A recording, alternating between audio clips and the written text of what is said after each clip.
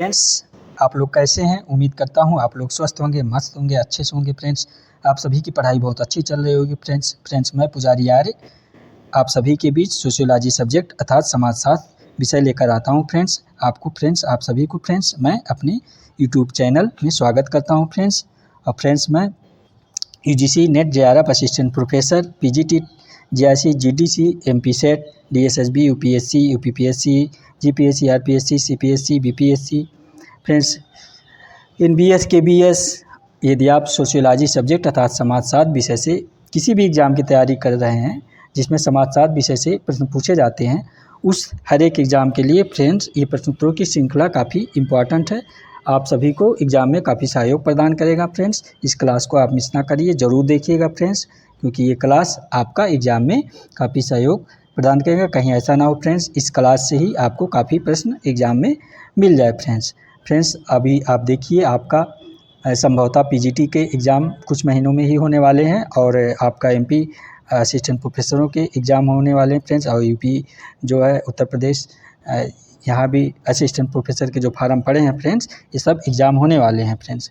उस आप एग्ज़ाम के दृष्टि से मैंने ये प्रश्नोत्तरों की श्रृंखला आप सबके बीच लेकर आया हूँ। फ्रेंड्स प्रश्न शुरू करने से पहले आप सब कॉपी और पेन लेके बैठ जाइए फ्रेंड्स, और हमारे क्लास को आप लोग फ्रेंड्स लाइक करते चलिए और क्लास को शेयर कर दीजिए फ्रेंड्स, ताकि और लोगों को इस निःशुल्क क्लास का बेनिफिट मिले फ्रेंड्स, और चैनल को सब्सक्राइब कर लीजिए। आइए देखते हैं फ्रेंड्स आप सभी का प्रश्न उत्तर नंबर 1 क्या कह रहा है आप सभी के लिए, जो एग्ज़ाम के दृष्टि से काफ़ी इम्पोर्टेंट है फ्रेंड्स।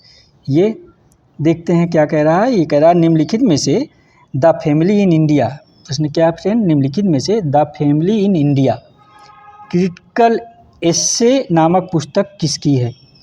तो आपका ऑप्शन है, option A P Uberoi, option B Irawati Karve, option C M Shah, option D Ishwar Prasad Desai. तो इसका आंसर क्या हो जाएगा फ्रेंड्स, आप सब बताइएगा। प्रश्न उत्तर नंबर 1 का आंसर क्या है?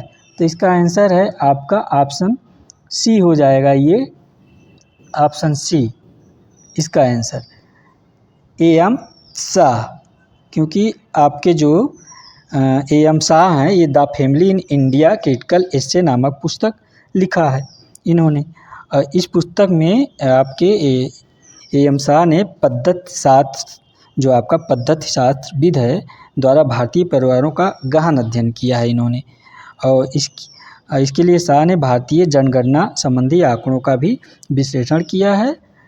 आपके एम शाह द्वारा लिखी कुछ अन्य पुस्तकें आप नोट कर लीजिए, जो एग्ज़ाम आप भी इम्पॉर्टेंट है, आप नोट कर लीजिए। नंबर 1 है इंडियाज़ रूल, आपका इंडियाज़ रूलर पास्ट, इसे इन्होंने सन 2002 में लिखा है, आप नोट कर लीजिएगा। और अगला है इनका the house hold dimension of the family in India, इसे सन 1973 में लिखा है।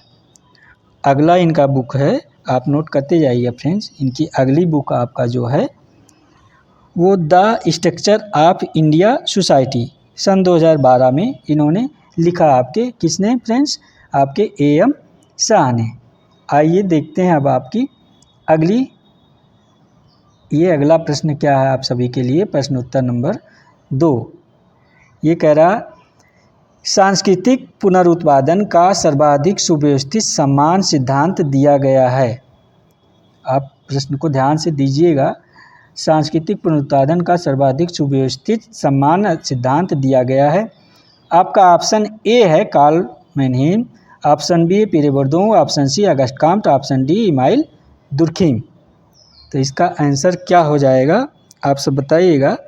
तो इसका आंसर आपका ऑप्शन बी हो जाएगा। ये देखिए फ्रेंड्स, ऑप्शन बी पीरे बोर्दों, ये सांस्कृतिक पुनरुत्पादन का सर्वाधिक सुव्यवस्थित सम्मान सिद्धांत आपके पीरे बोर्दों ने दिया है, क्योंकि सांस्कृतिक पुनरुत्पादन का सर्वाधिक सुव्यवस्थित सम्मान सिद्धांत पीरे बोर्दों ने दिया है।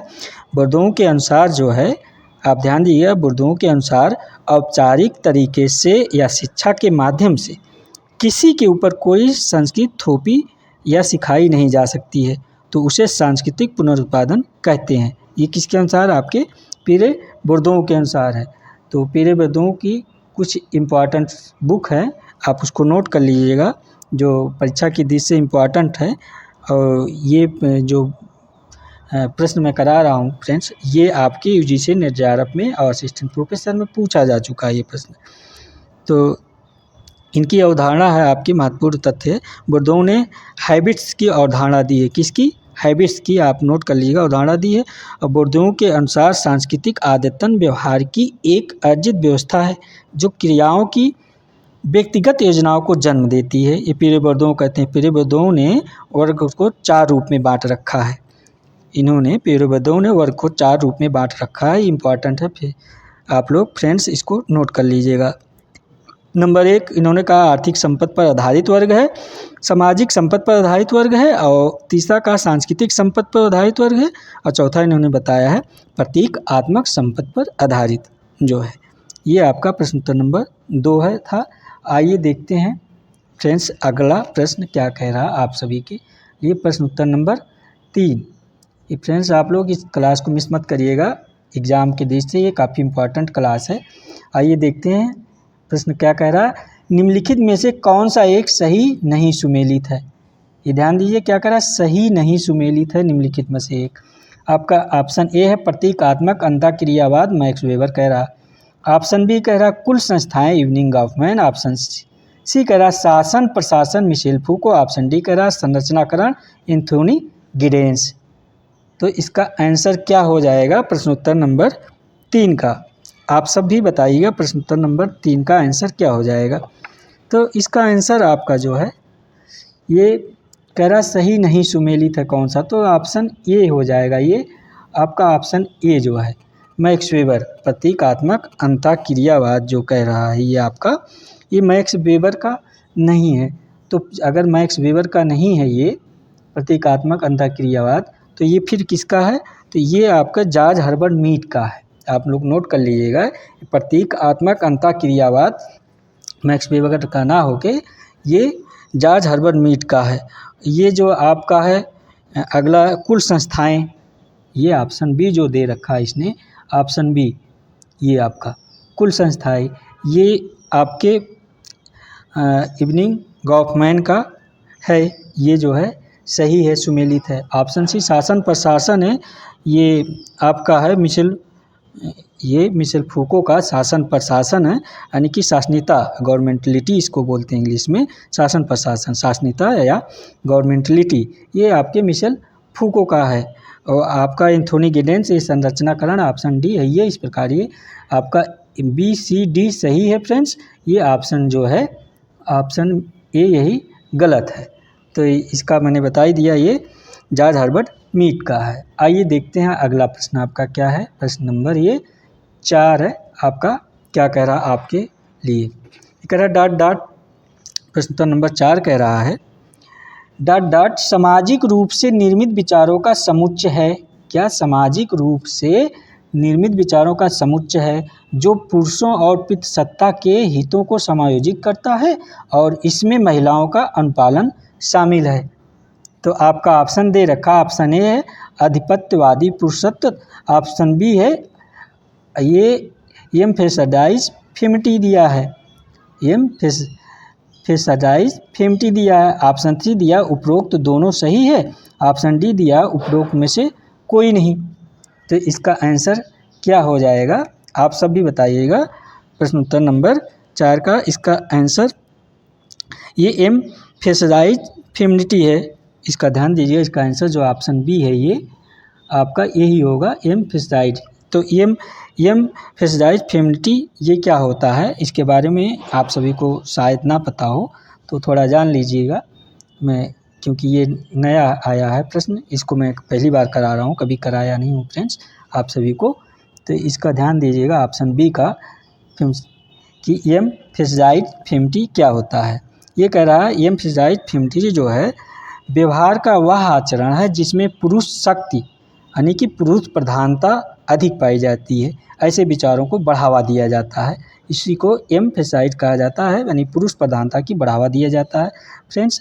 इसमें समाज में जो लिंग असमानता को स्वीकार किया जाता है, इसमें समाज में यानी कि लिंग असमानता की बात करता है, इसमें इसको स्वीकार करता है। जो यानी पुरुष प्रधानता की स्वीकारता करता है, वो फीमेल यानी महिला प्रधानता की अस्वीकारता करता है, यानी कि असमानता की बात करता है। एम्फेसाइज फेमिनिटी लिंग असमानता को बढ़ावा देता है, मैंने कहा फ्रेंड ना, या पुरुषों और पितृ सत्ता के हितों को समायोजित करता है, और इसमें महिलाओं का अनुपालन शामिल है। अर्थात इस विचार का समर्थन जो है महिलाओं द्वारा भी दिया जाता है। अच्छा, इस विचार का समर्थन आपके महिलाओं द्वारा भी किया जाता है फ्रेंड्स। उदाहरण के लिए इस सोशल मीडिया द्वारा तो कई ऐसे दिखाए जाते हैं जो एम्फेसाइज फेमिनिटी को बढ़ावा देते हैं। एम्फेसाइज फेमिनिटी की अवधारणा किसने दिया है? ये कोलेन द्वारा दी गई है, ये नोट कर लीजिएगा, इम्पॉर्टेंट है। एक जो समाजशास्त्री कोलेन है, इन्हीं के द्वारा एम्फेसाइज फेमिनिटी की अवधारणा दिया गया है। आइए देखते हैं आपका अगला प्रश्न क्या है, कह रहा है प्रश्न नंबर आपका ये 5 क्या कह रहा है, देखते हैं। ये कह रहा है निम्नलिखित में से किस समाजशास्त्री ने प्रतिरूपित मानवीय अंतरक्रिया के वर्णन के लिए सामाजिक संबंध अवधारणा की रचना की है? सामाजिक संबंध अवधारणा की रचना की है जो अभिप्रेरित, सार्थक और प्रतीकात्मक है। ये कह रहा है फ्रेंड्स, ध्यान दीजिए प्रश्न, निम्नलिखित में से किस समाजशास्त्री ने प्रतिरूपित मानवीय अंतरक्रिया के वर्णन के लिए सामाजिक संबंध अवधारणा की रचना की थी जो अभिप्रेरित, सार्थक और प्रतीकात्मक है? तो आपका ऑप्शन ए दिया है Charles Hutton Cooley, option B दिया है Irving Goffman, option C Max Weber, option D है विल्फ्रेड प्रेटो। तो इसका आंसर क्या हो जाएगा? आप सब भी प्रश्न नंबर 5 का बताइएगा। तो इसका आंसर आपके ये मैक्स वेबर ऑप्शन सी है, ये ऑप्शन सी है मैक्स वेबर, क्योंकि आपके जो है ये मैक्स वेबर जो है ये प्रतिरूपित यानी पेंटेड इसको कहते हैं इंग्लिश में, मानवीय अंतरक्रिया के वर्णन के लिए सामाजिक संबंध की अवधारणा की रचना की जो अप्रेरित, सार्थक और प्रतीकात्मक है। ये आपके मैक्स वेबर, क्योंकि मैक्स वेबर ने सामाजिक संबंध को यानी कि इंटरप्रिटेशन के आधार पर व्यक्त किया है।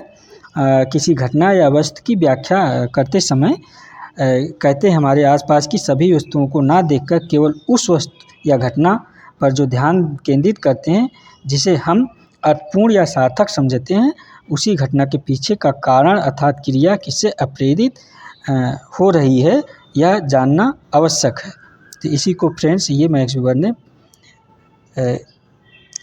प्रतिरूपित मानवीय अंतरक्रिया सामाजिक संबंध की अवधारणा कहा है ये, क्योंकि अन्य महत्वपूर्ण तत्व ये जो आपके मैक्स वेबर ने बताया है, वेबर ने नोट कर लीजिएगा इसको, वेबर ने व्यक्ति की क्रियाओं के अध्ययन के लिए वेस्टरहेन को उपयुक्त अध्ययन मानते हैं। आपके मैक्स वेबर ने क्या वेस्टरहेन के बारे में मैंने पिछली क्लास में आप देख लीजिएगा फ्रेंड्स, आपको मिल जाएगा, विस्तार पूर्वक बता रखा है।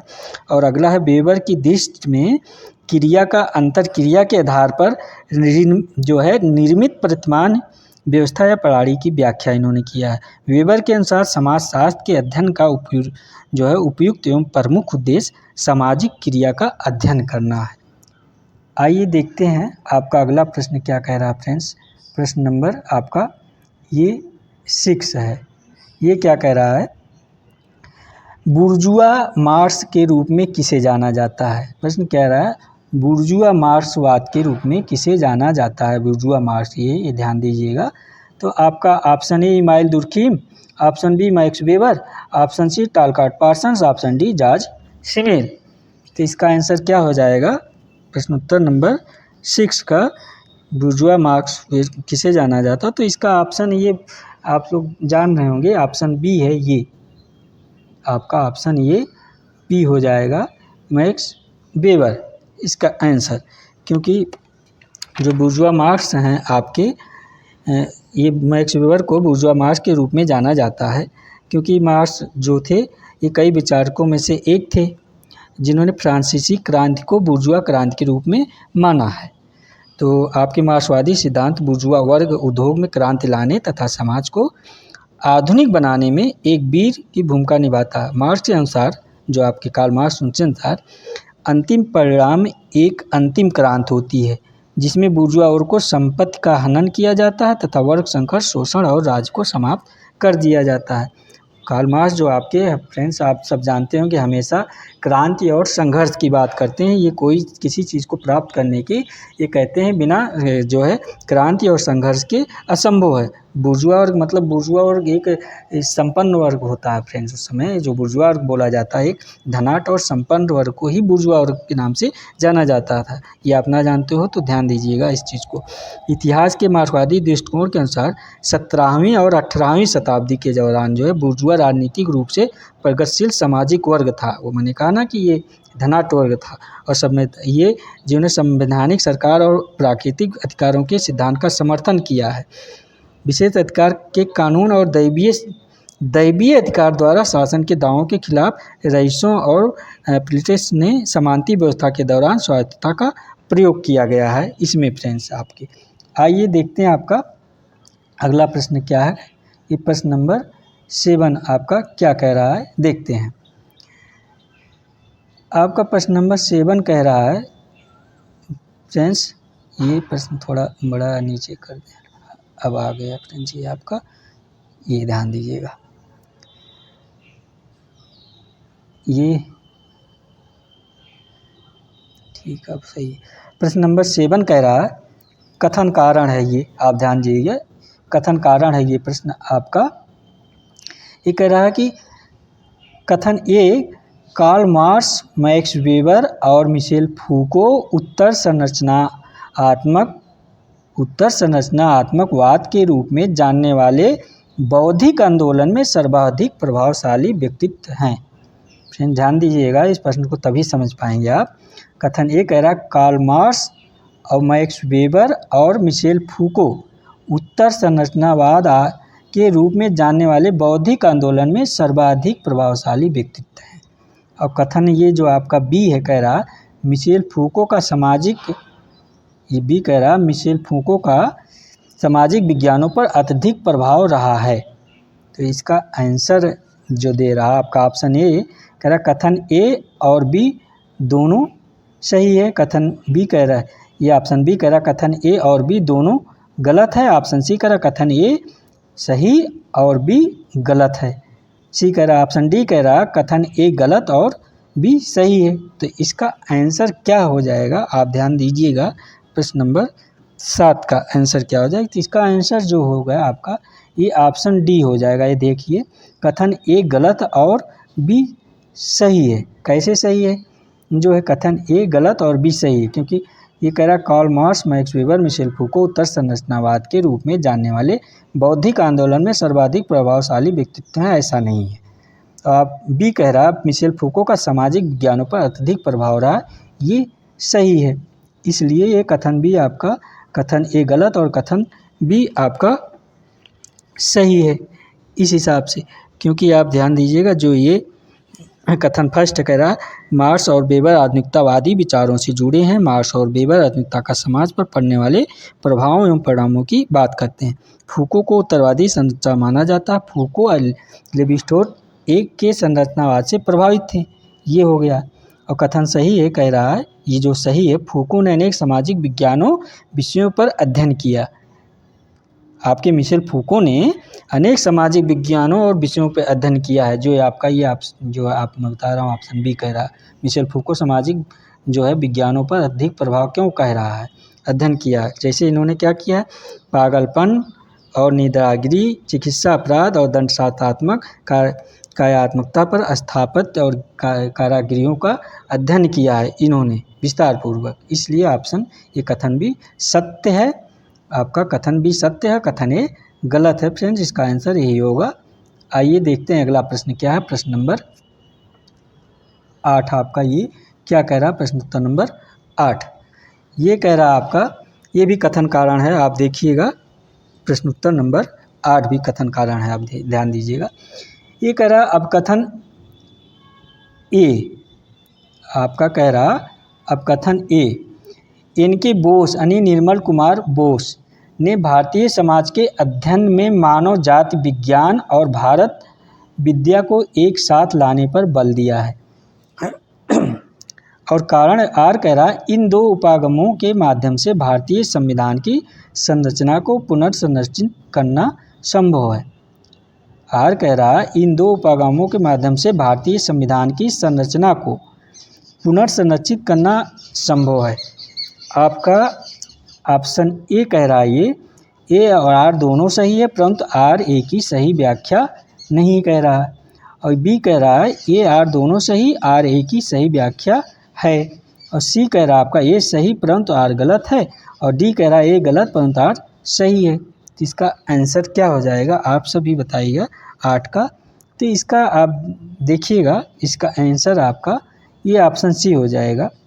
ऑप्शन सी, ये फ्रेंड्स ऑप्शन सी हो जाएगा, क्योंकि ये सही है परंतु आर गलत है। क्योंकि आपके जो है ये देखिएगा ध्यान से, आपके जो निर्मल कुमार बोस हैं ये मानव जाति विज्ञान यानी कि इथनोलॉजी जिसको कहते हैं, मानव जाति विज्ञान इथनोलॉजी में विभिन्न समाजों के सांस्कृतिक तत्वों का तुलनात्मक अध्ययन करने वाली एक शाखा है ये निर्मल कुमार बोस। इस पद्धति द्वारा संस्कृतियों का तुलनात्मक अध्ययन किया जाता है। निर्मल कुमार बोस ने अपने अध्ययन में, आप नोट करिएगा, nature of culture, friends nature of culture में संस्कृतियों का तुलनात्मक अध्ययन किया है और यह विचार दिया कि भारतीय समाज को समझने के लिए संस्कृत का तुलनात्मक अध्ययन किया जाना चाहिए। ये निर्मल कुमार बोस का विचार है। भारतीय समाज को इथनोलॉजी तथा इंडोलॉजी द्वारा ही समझा जा सकता है। किसके द्वारा? इथनोलॉजी और इंडोलॉजी द्वारा ही समझा जा सकता है, निर्मल कुमार बोस कहते हैं। भारत विद्या पद्धति जिसमें भारतीय संस्कृति को समझने के लिए भारतीय ग्रंथों साहित्यों द्वारा सूचनाओं और तत्सामग्री को एकत्रित करके ही अध्ययन किया जाता है। इस प्रकार आपका जो उत्तर हो जा रहा है फ्रेंड्स, ये ए सही है परंतु आर गलत है। ये आपका ऑप्शन सी इस हिसाब से हो जाएगा, ये सही और आर गलत है। आइए देखते हैं आपका अगला प्रश्न क्या कह रहा है। प्रश्न नंबर ये 9 आपका क्या कह रहा है। ये कह रहा है प्रश्न नंबर 9। अब कथन, ये भी कथन कारण ये है, आप देखिएगा। अब कथन ए कह रहा आपका, अब कथन ए भेदभाव व्यवहार का एक तरीका है। क्या कह रहा है? भेदभाव व्यवहार का एक तरीका है। सही बात है, भेदभाव जो है अगर करते हैं तो ये व्यवहार का एक तरीके। कारण आर कह रहा भेदभाव करने का प्राय किसी व्यक्ति या समूह को वह सुविधा या अवसर सुख प्रदान करने से मना करता है जो किसी के अपने समूह के लिए आरक्षित है। कह रहा है, आप ध्यान दीजिए, भेदभाव करने का अभिप्राय किसी व्यक्ति या समूह को वह सुविधा या अवसर सुख प्रदान करने से मना करता है जो किसी के अपने समूह के लिए आरक्षित है। ये भी सही है। तो ऑप्शन ए कह रहा है आपका ए आर दोनों सही और आर ए की सही व्याख्या है। ऑप्शन बी कह रहा है ए आर दोनों सही परंतु आर ए की सही व्याख्या नहीं है। और सी कह रहा है ए गलत आर सही और डी कह रहा दोनों गलत हैं। तो इसका आंसर क्या हो जाएगा 9 का, आप भी बताइए। तो इसका आंसर आपको पहले ही पता चल गया, क्योंकि जब मैं पढ़ रहा था ए आर दोनों सही, आर ए की सही व्याख्या भी है। इसका आंसर यही हो जाएगा, ऑप्शन ए इसका सही आंसर है।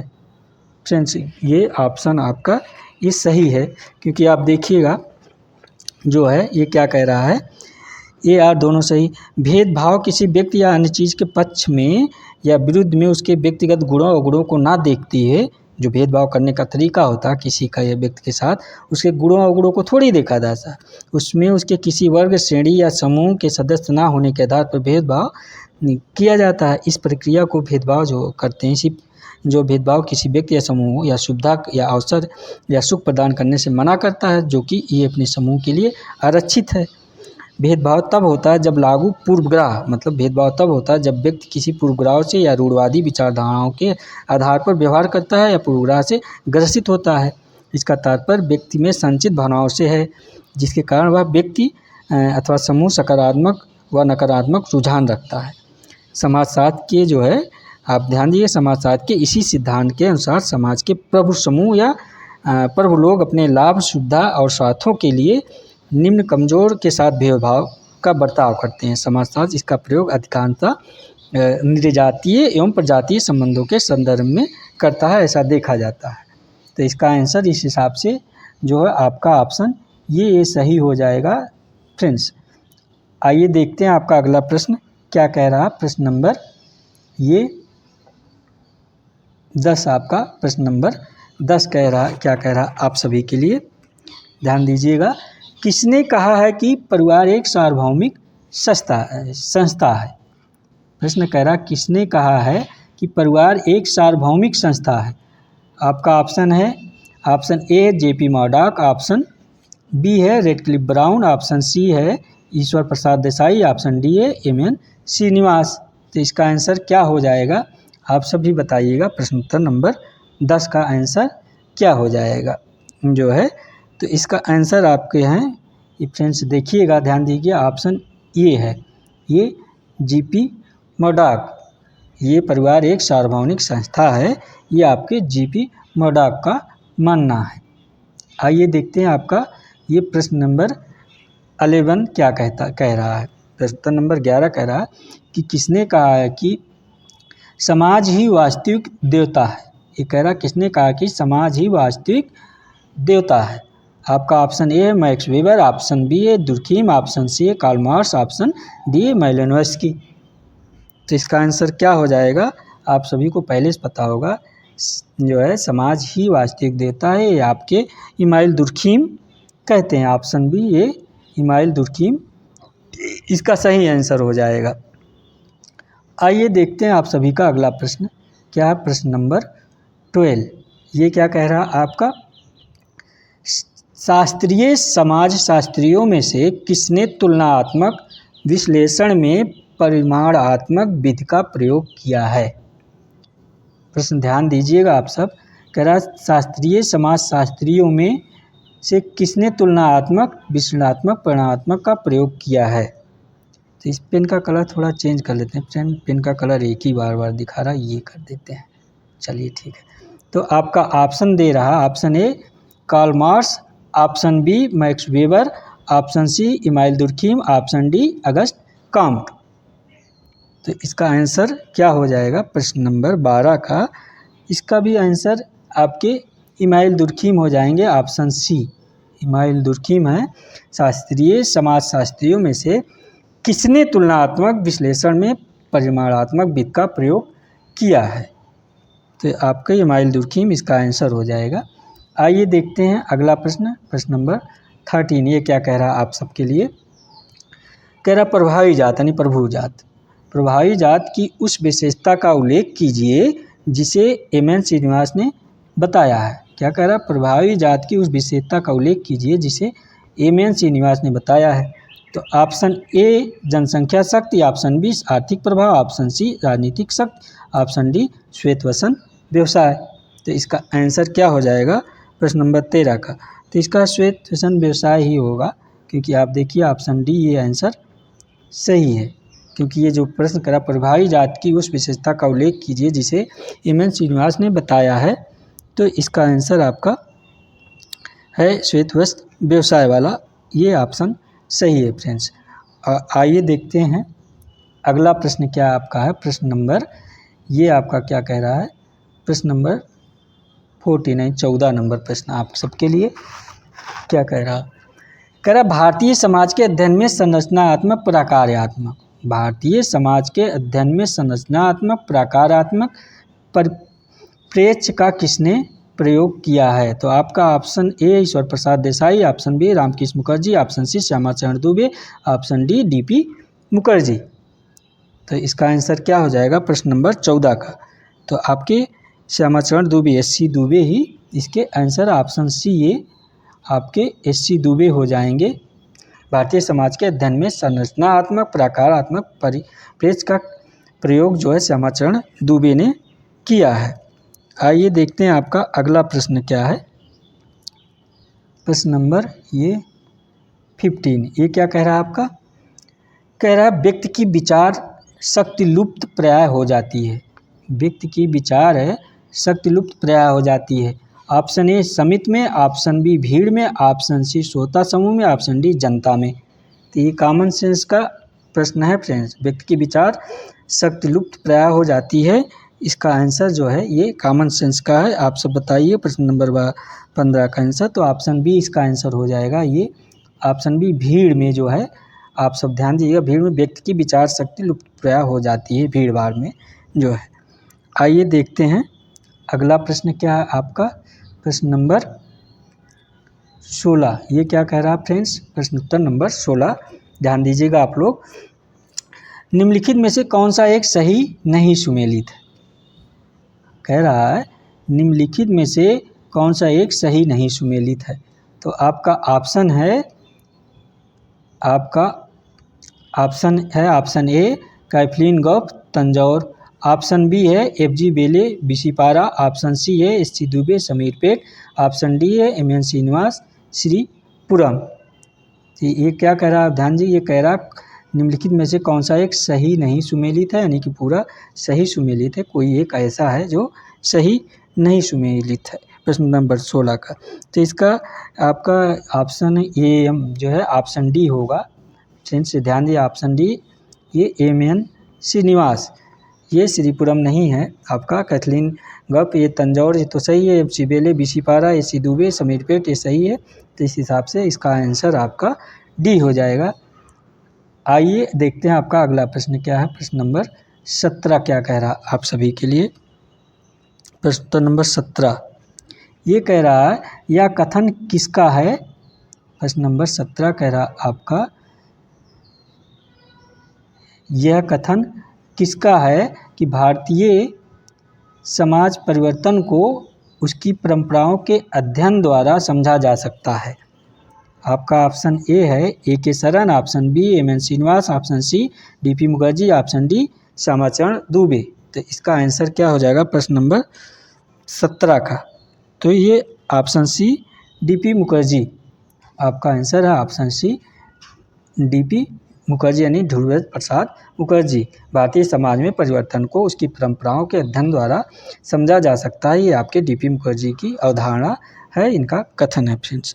आइए देखते हैं आपका अगला प्रश्न क्या कह रहा है। प्रश्न उत्तर नंबर ये 18 हो गया आपका। ये क्या कह रहा है? इंडियन सोशियोलॉजिकल सोसाइटी की स्थापना की गई थी किसके द्वारा?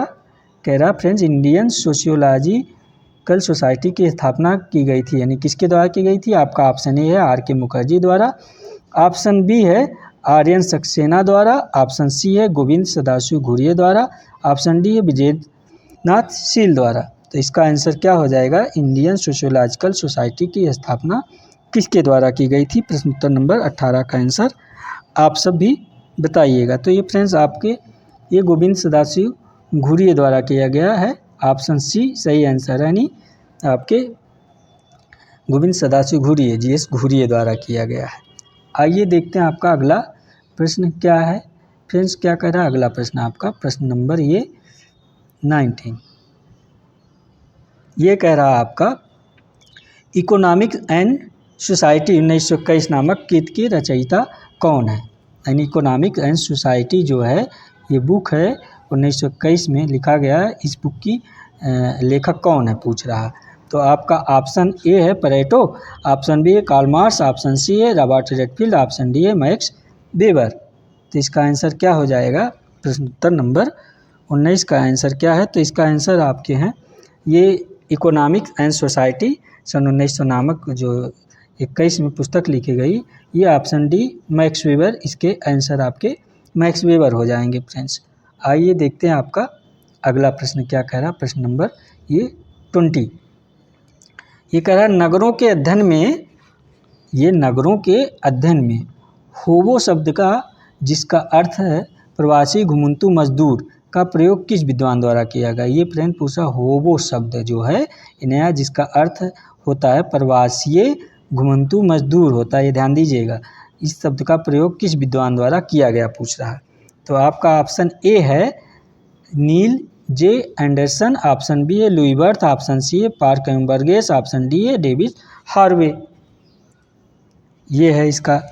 तो आप सब इसका आंसर बताइएगा 20 का आंसर क्या हो जाएगा? तो इसका आंसर है इस शब्द का प्रयोग जो है होबो शब्द का आपके नील जे एंडरसन ने किया है। तो आपका ऑप्शन ए सही आंसर हो जाएगा, option A nil J Anderson. आइए देखते हैं आपका अगला प्रश्न क्या है। प्रश्न उत्तर नंबर ये आपका हो गया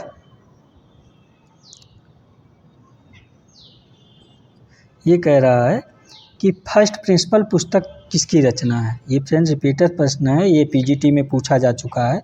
आप ध्यान दीजिएगा, ये प्रश्न पीजीटी में पूछा जा चुका है। तो ये प्रश्न क्या करा, फर्स्ट प्रिंसिपल पुस्तक किसकी रचना है। तो आपके ये फर्स्ट प्रिंसिपल पुस्तक जो है आपका विलियम गुडे दिया है। Option B Sumner, option C Herbert Spencer, option D Kingsley David. First principle पुस्तक किसकी है, तो आप बताइएगा। इसका आंसर क्या हो जाएगा जो है प्रश्न नंबर 21 का। तो ये है आपका, ये ऑप्शन सी है हर्बर्ट स्पेंसर।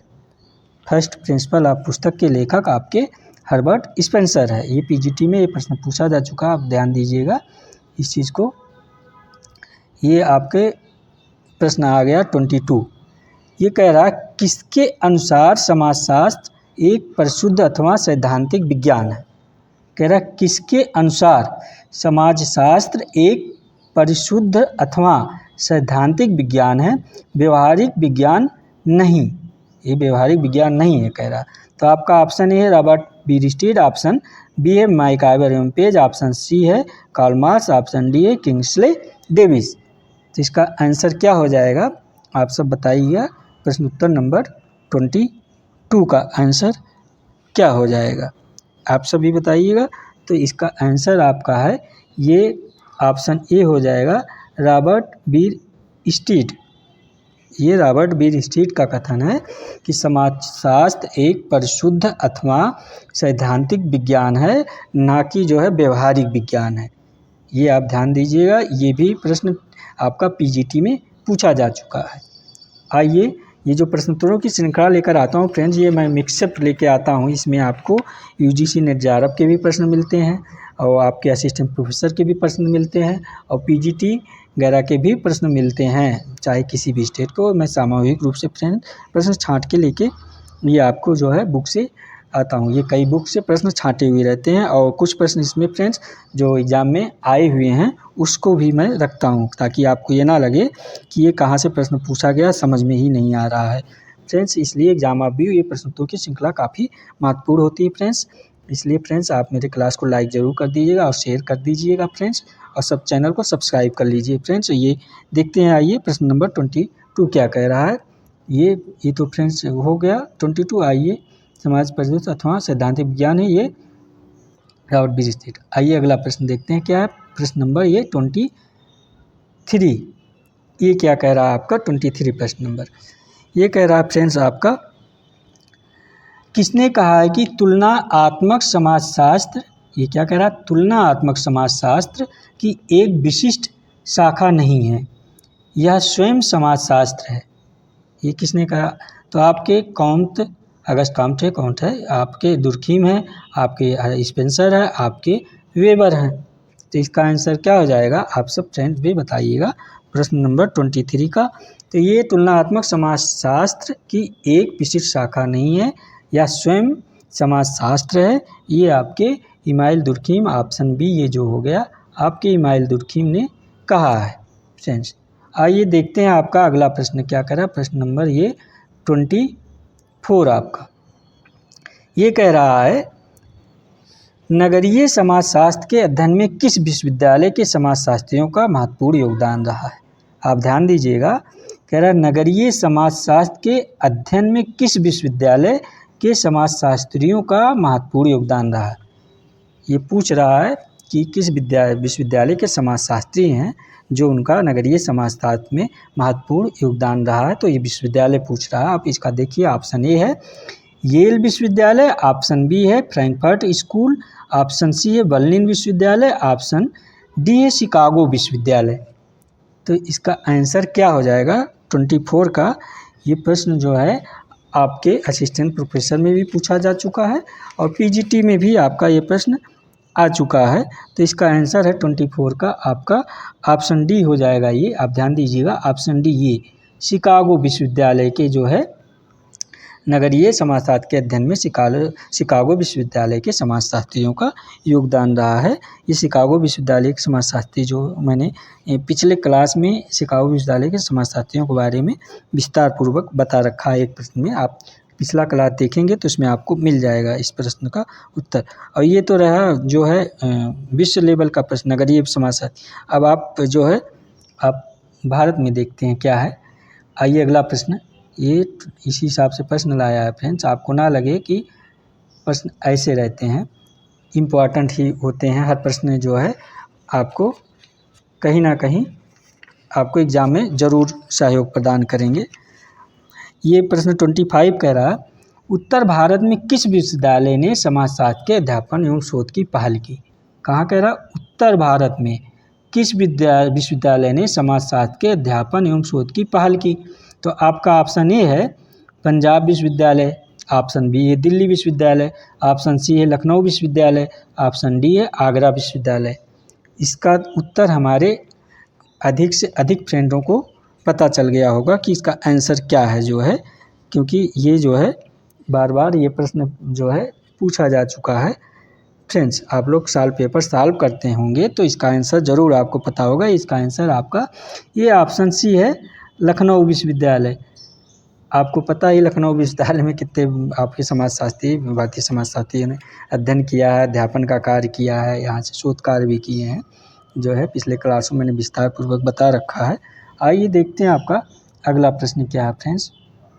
ये फ्रेंड्स आज हमारा इसमें आपका ये 25 प्रश्नोत्तरों की ही ये एक श्रृंखला थी जो समाप्त हुआ। एग्जाम ऑफ व्यू फ्रेंड्स ये काफ़ी इम्पोर्टेंट है प्रश्नोत्तरों की ये जो श्रृंखला है, आप इसको ध्यान दीजिएगा इस प्रश्नों को। फ्रेंड्स आप लोग अगर क्लास एक बार ना समझ में आए दोबारा ज़रूर रिपीट करके देखिएगा, क्योंकि फ्रेंड्स कोई चीज़ बार बार देखने से और पढ़ने से वो याद हो जाती हैं, और जब चीज़ें याद हो जाती हैं और समझ में आ जाती हैं तो कोई भी एग्ज़ाम जो है क्रैक करना बहुत मुश्किल नहीं होता है, वो आसान होता है। कि वो लगता है कि एग्ज़ाम को हम कैसे क्रैक करेंगे। इसलिए फ्रेंड्स आप कॉपी पेन लेके नोट भी करते जाइए ज़रूरी चीज़ों को, और उसको जो है दोहराते जाइए बार बार। जैसे आप इस क्लास को क्या करना है, मान लीजिए आपके पास समय नहीं, आप खाना बना रहे हैं, आप तैयारी कर रहे हैं, कॉम्पिटिटर का एग्ज़ाम की तैयारी कर रहे हैं, आपके पास समय कम है, समय का अभाव है, खाना बना रहे हैं, क्लास लगा दिए, क्लास देखिए ना, आवाज़ सुनते जाइए। तो इससे तो फ्रेंड्स कम से कम आपका जो है 60% चीज़ें आपको सुनाई ही देता, मतलब यादें हो जाती। फिर अगर दोबारा कभी इस क्लास को आप देखेंगे तो आपके जो है ये पूरा 90% रिजल्ट आपको इसका मिल जाएगा फ्रेंड्स। इसलिए फ्रेंड्स जो है इस क्लास को आप देखेंगे एग्ज़ाम में आपका काफ़ी सहयोग करेगा फ्रेंड्स। आप सभी का बहुत बहुत धन्यवाद, साधुवाद, थैंक यू वेरी मच। आप